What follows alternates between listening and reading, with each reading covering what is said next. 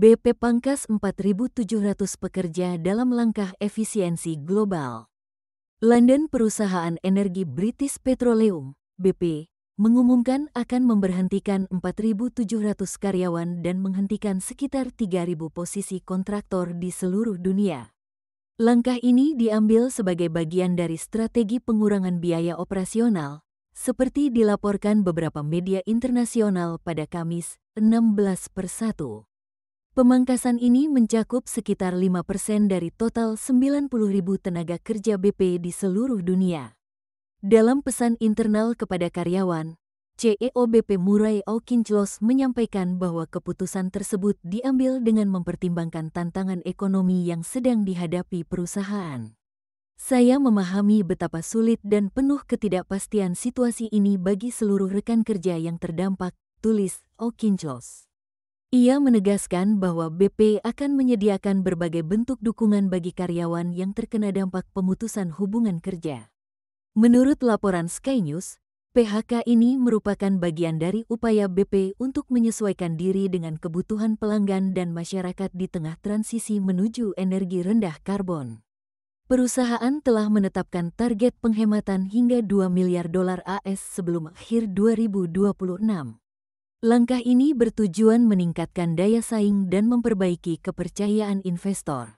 CEO Auchincloss dijadwalkan memaparkan strategi baru pada acara Investor Day pada tanggal 26 Februari. Strategi tersebut diproyeksikan akan memfokuskan BP pada efisiensi operasional dan diversifikasi bisnis.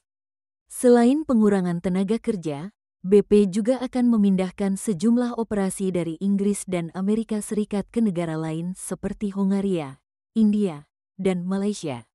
Informasi ini disampaikan dalam memo terpisah oleh Kepala Divisi Teknologi BP, Emeka Emembolu, yang memperkirakan sekitar 1.100 posisi akan terdampak di departemennya. Ketika dimintai tanggapan, pihak BP menolak memberikan komentar lebih lanjut terkait rincian keputusan ini. Pada 2024, BP mulai memodifikasi strateginya untuk lebih menyeimbangkan portofolio energi fosil dan terbarukan.